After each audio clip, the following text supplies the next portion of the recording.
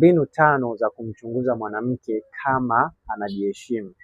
Ni vizuri zaidi kuweza kujua kwamba kuna mbinu ambazo ukizitumia utaweza kumjua mwanamke huyu anajiheshimu, huyu hajiheshimu. Kwa hiyo hakikisha unatumia hizi mbinu ili uweze kumfahamu mwanamke kama anajiheshimu. Kuongea kwamba anajiheshimu sio kigezo cha kumpa 100% kwamba anajiheshimu. Kuna mbinu ambazo unaweza kuzitumia ambazo utamjua huyu mwanamke anajiheshimu ama hajiheshimu. Mbinu ya kwanza ni kumchunguza aina ya watu ambao alishawahi kudate nao au aina ya wanaume ambao alishawahi kutoka nao kimahusiano. Hii ni mbinu mojawapo ya kumjua mwanamke anajiheshimu. Hakuna mwanamke ambaye anajiheshimu anaweza kutoka na mwanaume ambaye ana kanywele kamoja hapa au mwanaume mwenye skendo za kugombaniwa na wanawake. Hakuna mwanamke ambaye anajiheshimu anaweza kutoka na wanaume aina hiyo. Kama mwanamke aisha kutoka na hao wanaume, fahamu kabisa kwamba huyo mwanamke hajiheshimu.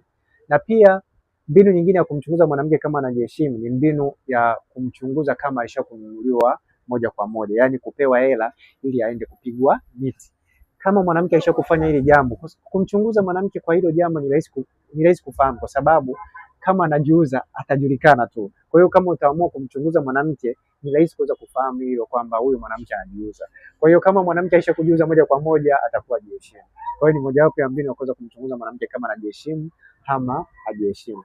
Na pia mbinu ya tatu ni mbinu ya kuwachunguza marafiki zake alionao wana tabia gani. Mwanamke ambaye anajiheshimu lazima awe na marafiki ambao wanajiheshimu.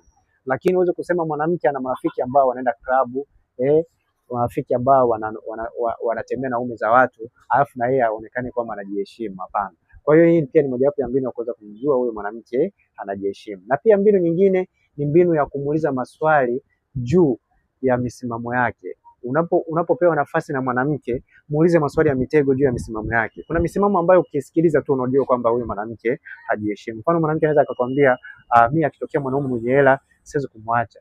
Fahamu kabisa kwamba huyo mwanamke hajiheshimu. Kwa hiyo kuna maswali ambayo unaweza kuwa unamuuliza mwanamke ukajua kwamba huyo mwanamke anajiheshimu au huyo hajiheshimu. Kwa hiyo pia ni mojawapo ya mbinu ambayo ni rahisi kuweza kumjua mwanamke. Na pia mbinu nyingine ya mwisho ni mbinu ya tamaa zake, yani mbinu ya kujua tamaa yake au binafsi yake upo kiwango gani, kwa sababu binadamu, kwa asili ya binadamu wana tamaa na pia ni wabinafsi, lakini kuna kiwango cha ubinafsi na kiwango cha tamaa. Ukiona mwanamke ana kiwango kikubwa cha ubinafsi na tamaa, fahamu kabisa kwamba huyu mwanamke hajiheshimu, kwa sababu kama mwanamke ana tamaa na ubinafsi ni rahisi kuweza kulala na wanaume kwa ajili ya kupata pesa. Kwa hiyo pia ni mojawapo ya mbinu ambayo unaweza kuitumia uweze kujua kwamba huyu mwanamke anajiheshimu ama hajiheshimu.